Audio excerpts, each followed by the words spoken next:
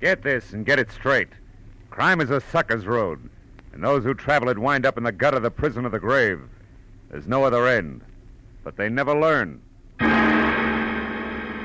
From the pen of Raymond Chandler, outstanding author of crime fiction, comes his most famous character in The Adventures of Philip Marlowe.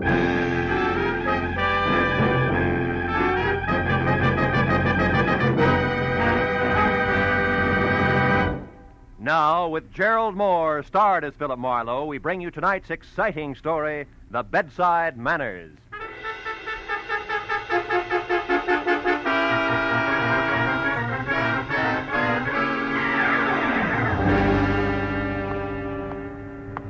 Get your hat and hit the street. Piper, get your paper. Hiya, Mr. Marlowe. Hiya, Tommy. Paper tonight? Okay, kid. Here you are. Thanks. Take it easy now. Sure. Hey, Mr. Marlowe, your change. Mr. da, Marlowe, watch it. That car, look out! Hey, driver, red light. Holy cats, call an ambulance. Somebody hang on, Mr. Marlowe. Don't try to move. You're going to be okay. Just take it easy.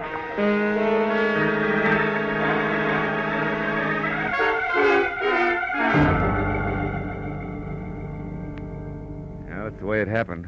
2 weeks ago. When they scraped me up off the pavement, I felt like everything must have been broken. But finally, the doctor boiled it all down to a fractured tibia and assorted bruises. Netted me 10 days in the hospital, tangled up with enough pulleys, weights, and trapeze bars to rig a circus tent. After which, I managed to get sprung to the peace and quiet of my own apartment. There, on a special bed in my living room, I spent 4 days scratching my broken leg through an inch of plastic cast while I worried about the business I was missing. Until finally, Ordine Patterson, a girl with a multi-million-dollar estate I'd worked for once, insisted on seeing me immediately about a job, one she was sure I could handle, even flat on my back.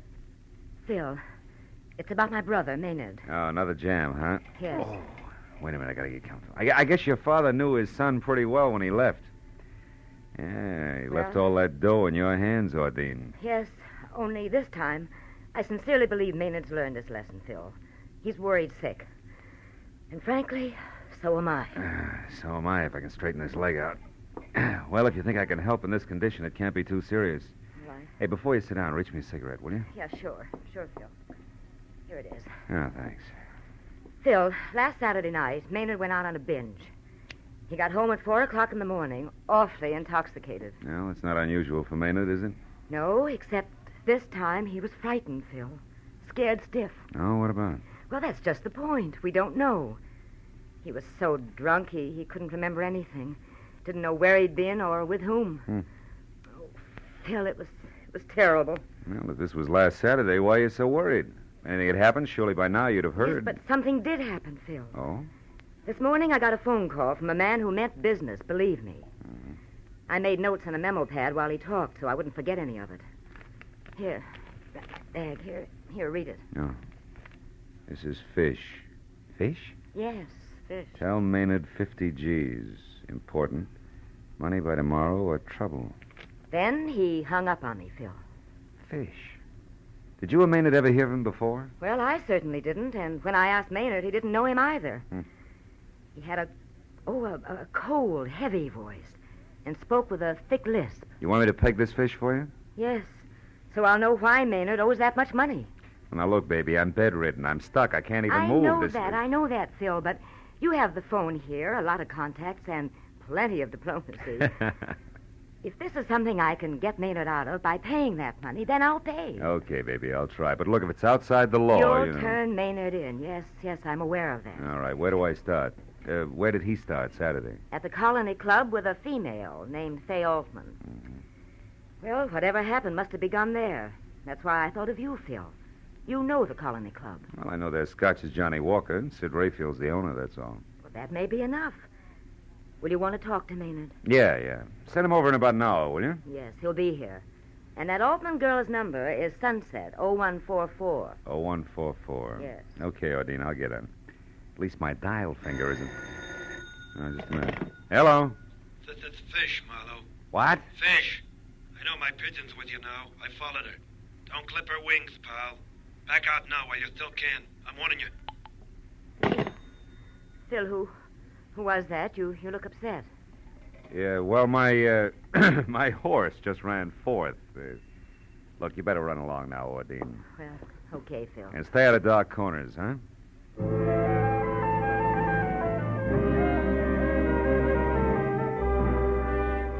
In spite of my sitting duck position, I told myself that a private detective who listens to warnings today is out of business tomorrow. So I put in a call for Sid Rayfield at the Colony Club. Sid was out, so I left a message for him to get in touch with me. Next, I tried Fay Altman, but the Sunset number went unanswered.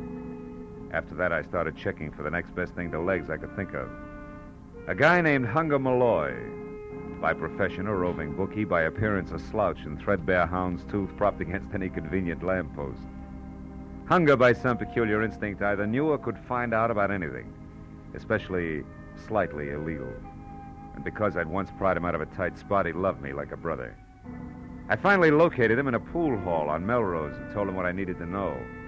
He promised it was as good as done and was off to the Colony Club and I would hear from him. Well, that left me with nothing to do but scratch my cast again, worry about my gun being in the desk drawer in my office, think about fish, and wait. Things went like that for 45 minutes and then... Come in.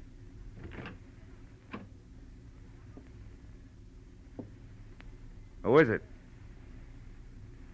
Who's there? Why, it's me. Hunger. Oh.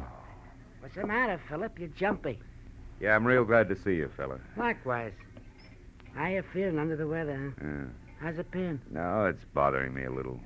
Look, I brought you some flowers. Oh, Hunger, you shouldn't have. I know. I tried to get long stems, but them plants in the park ain't doing so good this year. Hey, listen, are you sure you gave me the right dope on the phone, Philip? Sure, I'm sure. Why? What'd you find out? Oh, that's just it. Nothing. I went to the Colony Club and got talking around, but not one thing worth noticing went on there Saturday night. Well, maybe it started there and moved out, huh? I tried that. Some of the customers went out to the valley after to shoot a little dice. Another bunch moved down to that big joint on Adams for some poker. That's all. Gambling, huh? Could be a gambling setup. Were they big games? No, just the usual. Nothing extra at all. Oh. And especially, I couldn't pin down a thing on any 50 G's changing hands. Are you positive, Hunger? Well, you don't ask too many questions in that league, Philip, but I'm pretty sure nobody got rich or I'd have heard, you know? Oh. I got a hint, at least. Yeah, well, look, what about this guy named Fish? Blank. Some new faces in town, but no high rollers answering to Fish. And the background on Fay Altman? Yeah, some. Pick and shovel queen, in a nice way. Uh-huh. Been digging nuggets here and there for a year or so. The latest is the gill-edged punk you want to know about, Maynard Patterson. Uh-huh. Say, can I have one of these? Yeah, go ahead. Feed your face. Incidentally, they was among those present at the colony Saturday night, if that means something to you. And that's about it, Philip. Okay, Hunger. Thanks a million. I'm sorry I couldn't be more help, but I think you're getting a bum pitch. Oh, well, You know, in you- fact, visitors. Hey, I got to back way out of here. It won't look so good. Sure. Bedroom, Hunger. You can go out the window and down the fire escape. Hey, wait a minute. Is that a new shirt? No, I come into a bit of clink, so I had it washed. Ha I hope you're feeling better, Philip. I'll see Yeah, you. thanks. Oh, come in. Ordine, my sister, said you wanted to see me, Mr. Marlowe. Sorry about your leg. I'm sorry about it, too. I can't get comfortable. Hey, I hear you really tied one on the other night, huh, kid? Yeah, but I'm through, Mr. Marlowe, I swear it. Yeah, sure. Sit down. Oh, thanks. What about the gambling? Lose your head over that, too? Yeah, I guess I do. As far as my allowance goes, anyway. Now, look, I want you to tell me all you remember about Saturday night. Well, I went to the Colony Club with Fay. That's my girl, Fay Altman. By the way, how do you rate stuff like Fay on your allowance? Huh? Just a Skip minute. it. Skip it. Go ahead. Well, I was drinking quite a bit, and by 1 o'clock, I guess I was pretty fuzzy. I lost Fay someplace. Then I went outside for some air, and from there on, it's just a blank. Well, now, look, if you didn't pass out cold, you're bound to have some flashes you can remember. I want it all. Well, I do remember a couple of things, Mr. Marlowe. Oh? They're more like a dream than anything else. I seem to remember a big, old-fashioned house. It was dark and gloomy with high ceilings and old, ornate brass chandeliers. I don't know how I got there or what I was doing. Were you alone? Well, I don't think so. I've got a man's face in my mind, a flabby guy in a silk shirt. He had big hands, freckles on the backs of him, with kind of a reddish hair on him. I remember him against something green. Did he lisp?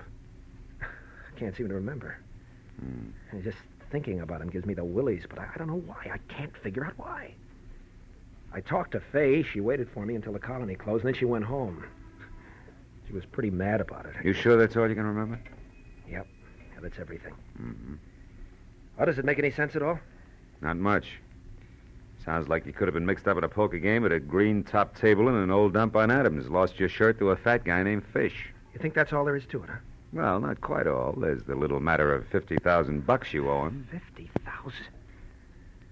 Look, Mr. Marlowe, if you and Ordine get me out of this mess, I swear I'll straighten up. I'll never get into trouble again, honest. Sonny boy, what you do later is your sister's headache, strictly.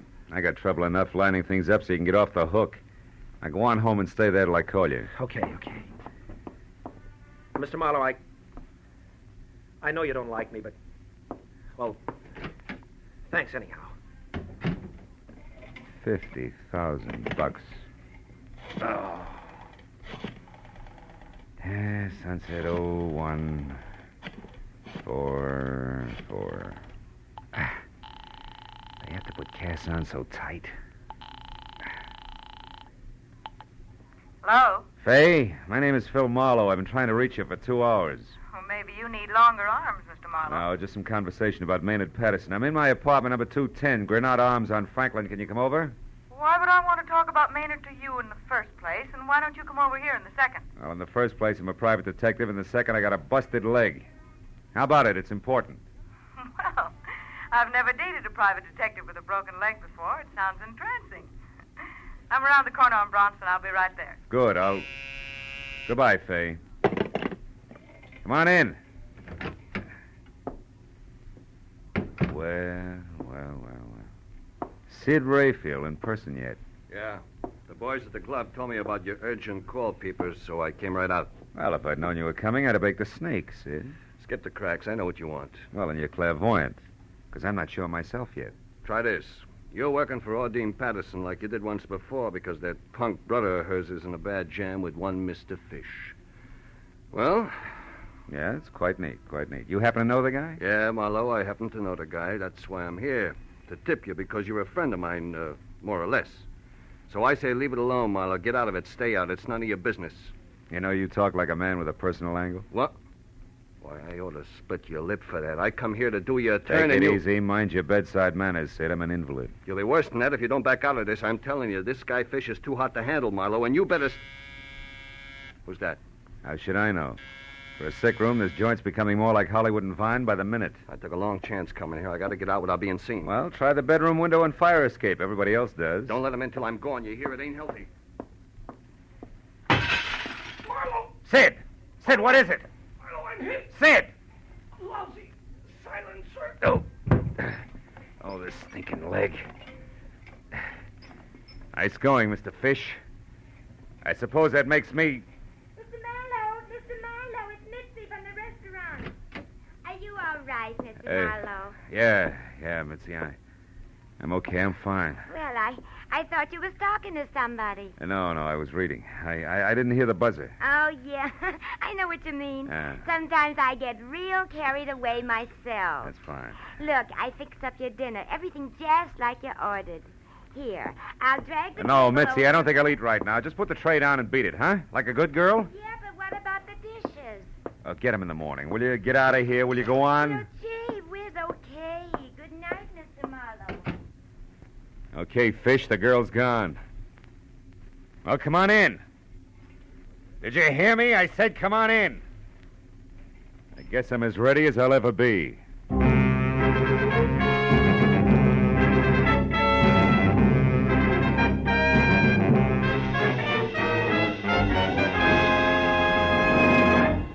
In just a moment, the second act of Philip Marlowe. But first, this Wednesday night, CBS brings you the premiere of a bright new musical show, The ABCs of Music, starring Robert Q. Lewis and Ralph Flanagan's orchestra. It promises a half hour of top hits and top entertainment every Wednesday on CBS. when also you hear the hilarious Groucho Marx quiz show, You Bet Your Life, and the drama of Dr. Christian. The ABCs of music, Groucho Marx, and Dr. Christian come every Wednesday on most of these same CBS stations. Now with our star, Gerald Moore, the second act of Philip Marlowe, and tonight's story, The Bedside Manners.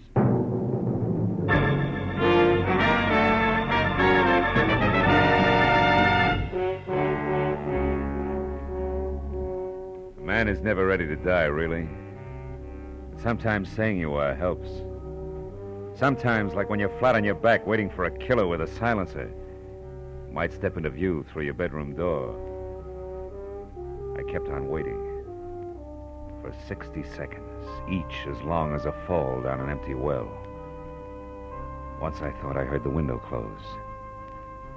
At least another 5 minutes went by. Then I actually began to believe that for some reason Fish had gone away.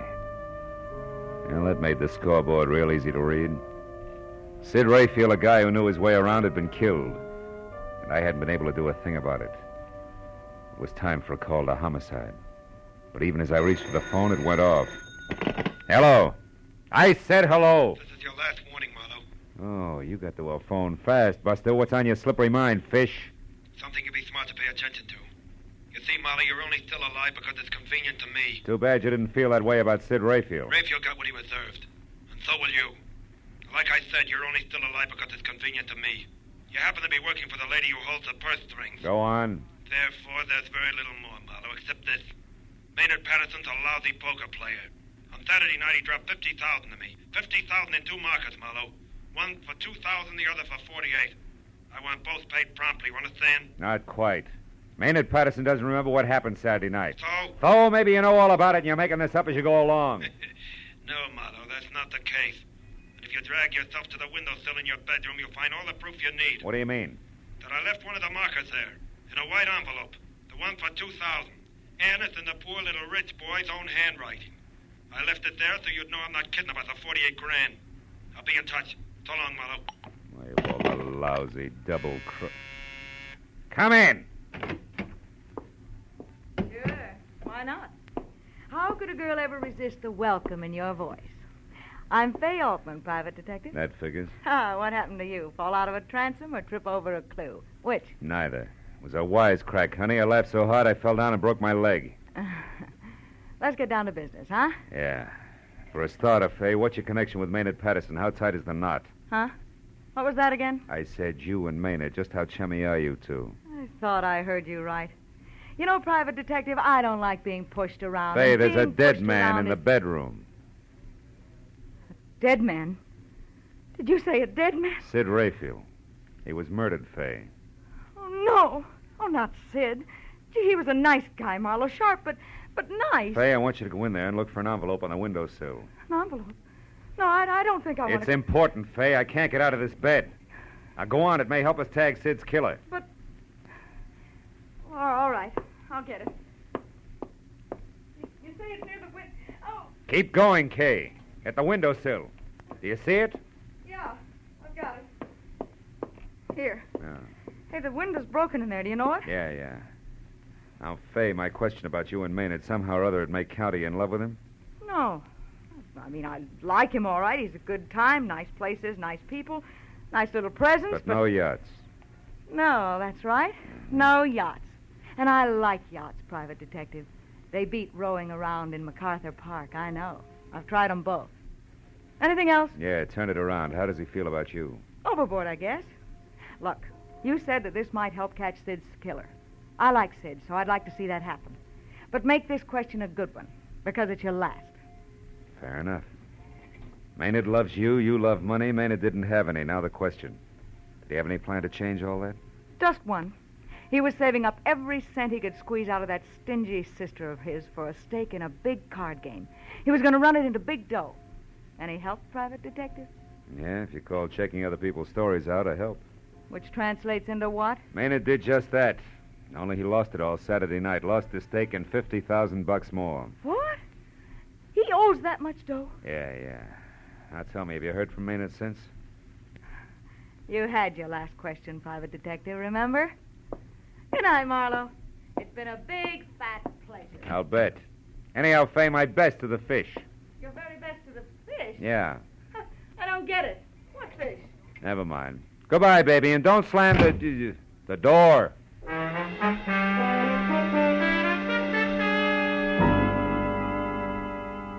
When the lady was gone, it was time to call the police.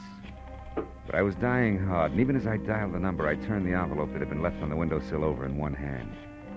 The envelope was the cheap kind you find in any dime store with nothing written on it. And the note itself, which read, "I owe the bearer $2,000 payable within 24 hours," was signed Maynard Patterson and dated Saturday. It was on a square piece of memo paper, and it made me think about a little item which for quite a while had been sitting last row, last seat in the back of my mind, but trying real hard to be star pupil. Now, Marlowe, the fishing may be great. Oh, this leg. Come on, baby, be home.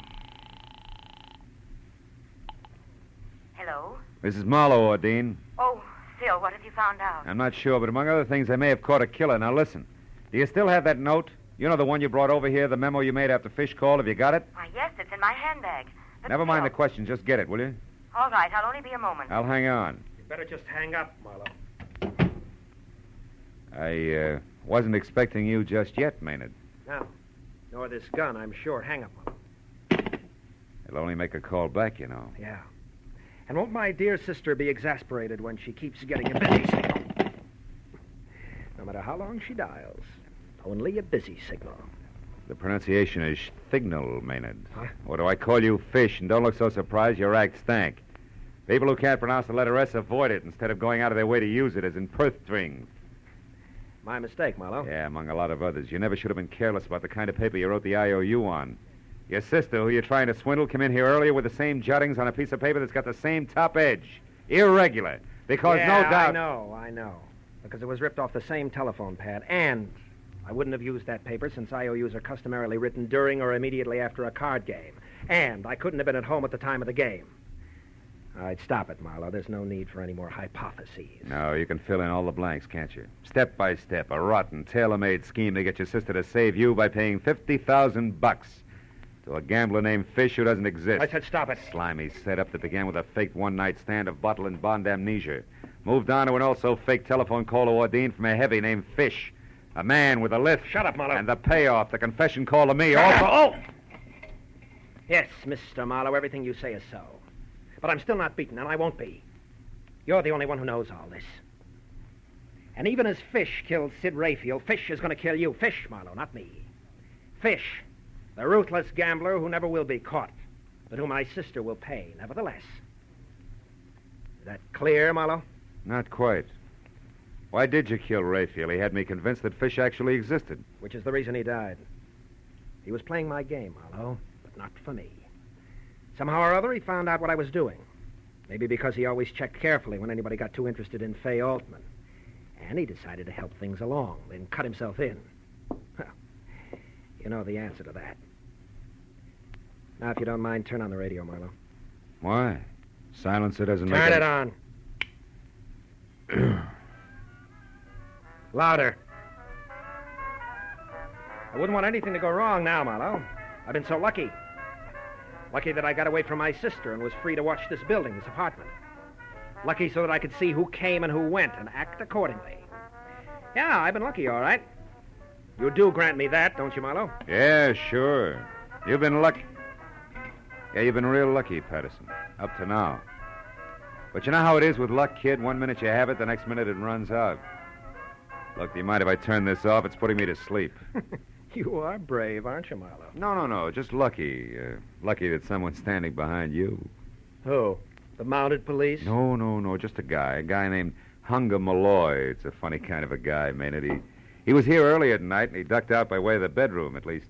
I thought he ducked out. Oh, quit it, Marlowe. Huh? Now, don't budge an inch. I'm not going to turn around and give you the chance to go for that gun, which is probably under your pillow. Oh, no. Oh, but Maynard, you should do something. You're about to be hitting a noggin, honest, Maynard, with a vase. That, Marlowe, I'll believe when it happens. He just wouldn't take your word, would he, Philip? Well, that's the way it goes. I'll see you... Now, wait a minute, Hunger. Come back here. I can't, pal. You got a corpse in there. That means cops. them and me don't mix. Don't worry about it. Just tell me before I bust. You started for the window 20 minutes ago. What happened? Well, Philip, What happened, Hunger? I got delayed. Ah. After that, stuff was popping. This louse was in there, then the corpse delecti, and then the louse again at the window, leaving an envelope, et cetera, et cetera. Yeah, but the delay, Hunger. Before company started coming, what was it? Well?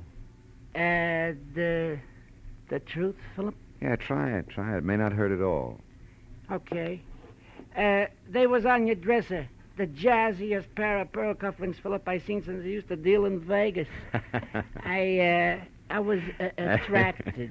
Hunger, as the last favor to a guy you've already done a big favor for, take them. The cufflinks. Go ahead, kid. All right, Philip. As long as you put it so nice, I will.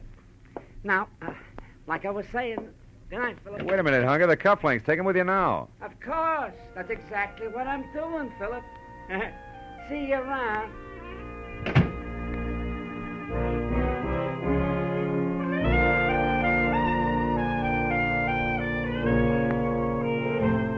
Funny little guy. Funny name. Hunger Malloy. You know, it's a strange thing. But a broken leg makes the old wheels go round. Well, that figures. Makes you think about brakes. And that brings me back to Hunger Malloy again. The only break he ever got was in his skull. Somebody once said we make our own brakes. I don't know about that. I didn't break my leg. Or maybe I did. Did I really look where I was going? And Maynard Patterson. Look at all the brakes he had. Loads of dough. Still, he didn't know where he was going either. And Sid Rayfield. I wonder if when the slug hit him, he thought, what a lousy break.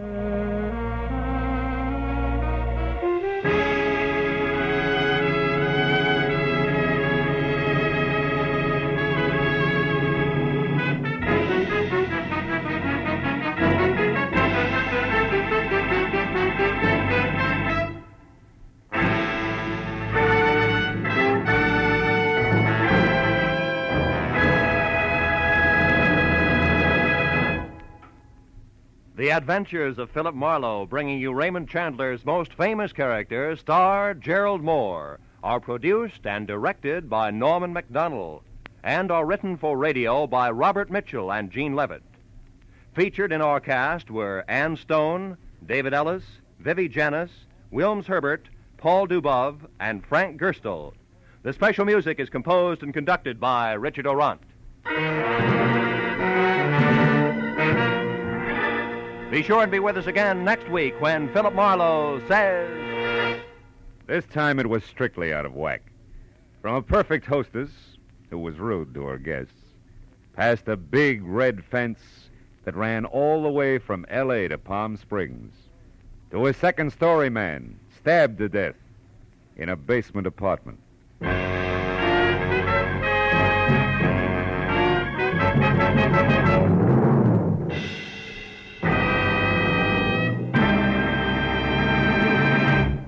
Don't let a rainy day find you unprepared. Start saving for that rainy day right now by buying United States savings bonds. There's nothing quite like these savings bonds. They're like a cash reserve, always available when you need them, and yet they're always earning interest.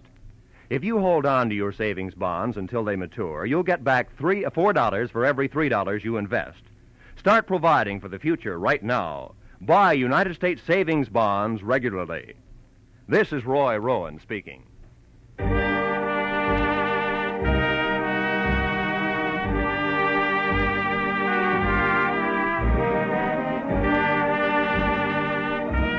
This is CBS, the Columbia Broadcasting System.